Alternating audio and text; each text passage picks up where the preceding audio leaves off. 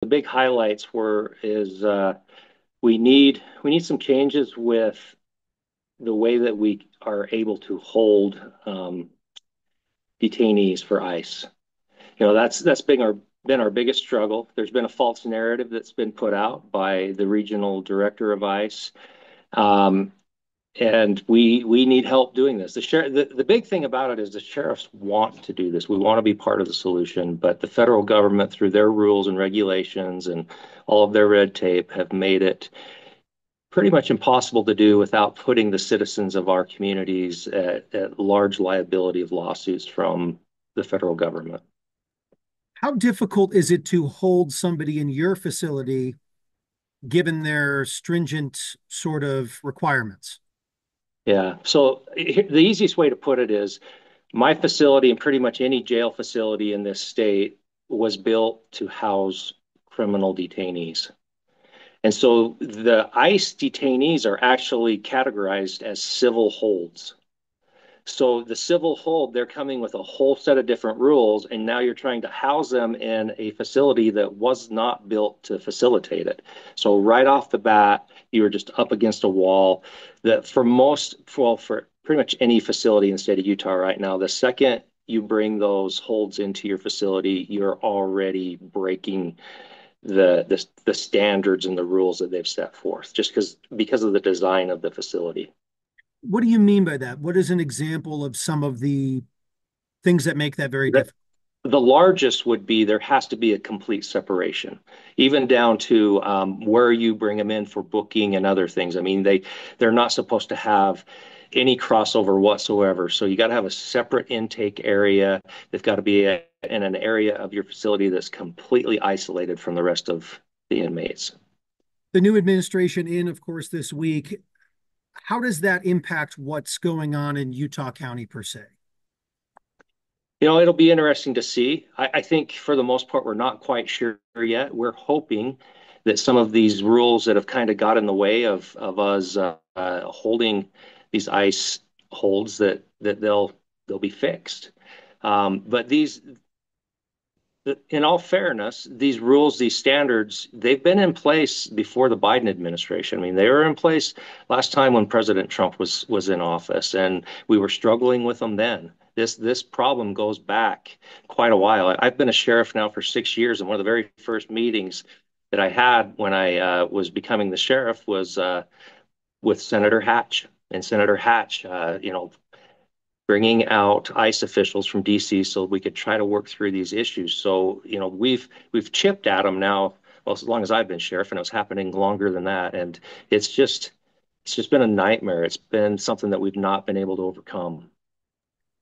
What are some of those big issues? Like what would have to change here in Utah to allow everyone, I guess, to work together for the per the administration's directives? Yeah, so we've made it this simple.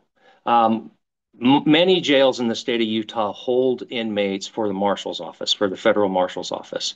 So we've told them time and time again, give us the same rules and standards that we live up to with the marshal holds on the ICE side, and it's a done deal. We're ready to go. Our facilities go through multiple audits and checks, and we live up to standards. They're already in place. Um, we're ready to go on that end, and it just seems something that we hit a brick wall with the federal government every single time. In the last few days, have you gotten questions about this from members of your community at all? Not really. I mean, most questions, honestly, they're people making comments on different forums that are very uninformed. They're not, they see one thing and believe they have the full picture of what's going on. Well, on that subject, I know you don't work for ICE and you're not a federal employee, but given you are a sheriff in a very populated area in Utah, what should Utahns know about this? Like what is the important pieces of information because a lot of us aren't getting that. What does this look like for Utah? Again, it's hard to answer right now because we're still in the, what is President Trump going to do? Tom Holman going to do? So we're waiting to see how this rolls out.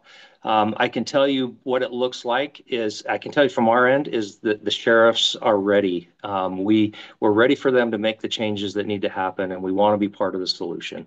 We have all along, even during this last bumpy stage through the Biden administration, we have come up with solution after solution after solution to our local ICE leadership, and it's just been laughed off. It's been given, we ask them how many beds do you need in the state of Utah. The number they kept throwing out is 400. So we came up with solutions. We came up with, a facility up in Ogden that could be used. We came up with a vacant facility in Daggett County that can be used, and we were just met with ridiculous reasons why our solutions were no good. In the last 4 years, because you said bumpy, but the last 4 years, how often were your officers, deputies, encountering folks that are in the state illegally and had to go through that process in addition to whatever crimes you had them on? What are you seeing in Utah County?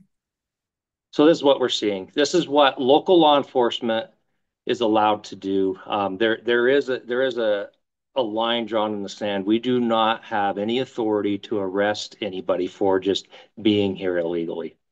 Um, when somebody's here illegally and they break the law, they're treated just like anybody else. We arrest them. They go through our criminal justice process. The second that we arrest them, we notify ICE that we have this person, we have them on these charges, and we'll notify them again when these charges are coming up and when it looks like they're going to be released by the judge or they've went through the whole criminal justice process. And we contact ICE, say, come and get them. They're going to be released. We'll even hold them. We've told them we'll hold them up to 72 hours. Just let us know you're coming. We will hold them for you and start the deportation process or do whatever you're going to do. Very, very rarely do we ever see anybody from ICE come to get these people, and we have no choice but to release them out of our facility. And then do you see those same folks again? We do, yeah.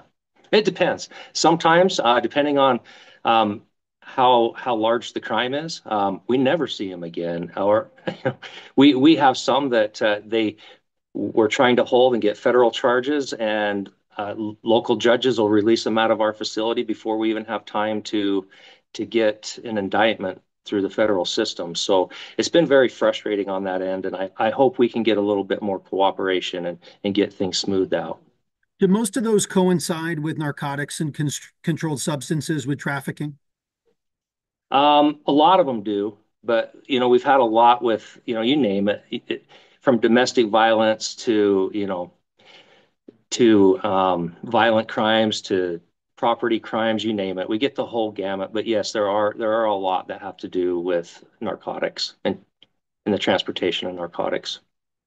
In your position, how would you describe ICE's presence in Utah, just in general right now? Are there many ICE agents? Like, is this something where we have an active sort of immigration and customs enforcement in Utah, or is it they come from somewhere else to be here for your request?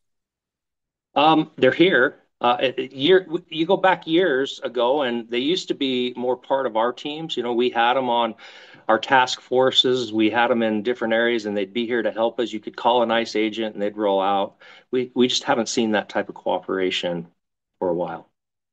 And we welcome it back. We want that back.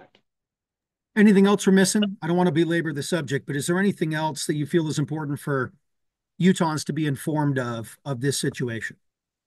Honestly, for me, being the Sheriff's Association president for the past 2 years, we went through this ugly period with a campaign and political targets were painted on us.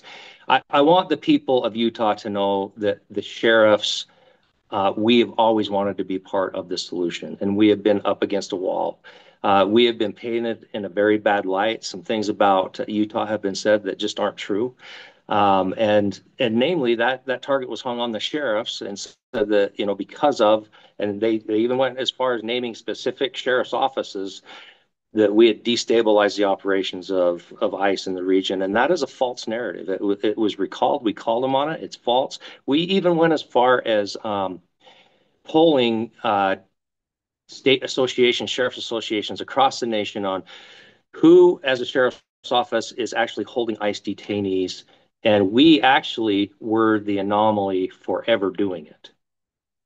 So we had actually went way further than most any other sheriff's office across this nation have ever went, and an unfair target was hung on us. But we're back, and we're saying, just like we always have, we want to help us change these rules, these holding regulations that bring undue liability upon our facilities, upon our citizens ultimately who pay the bill if and we get in a lawsuit. We have seen, and it's not a fake thing. I mean, we have seen across the nation facilities that are holding completely shut down. I mean, there's a facility I'm aware of in the southern states that was audited almost 100 times in 1 year. There's another one that they flat out just shut down. They put it out of business. And we can't put our facilities in that type of jeopardy. We need the federal government to step up and make it right so we can help be part of the solution. And it sounds like you need somewhere other than Las Vegas to maybe have a facility. Is that right? Yeah, yeah, and again, we were kind of gaslighted on that as well because we learned just recently that there's only 40 beds in Las Vegas, and that's not just for you. Well, for us, 40 beds, not just for Utah, but for surrounding states, for Utah, Idaho, so Wyoming. 40 beds, and we want to help. We've got solutions, and so we're excited for this new presidential administration, and for new leadership in ICE, and we're ready to get the show on the road in the state of Utah.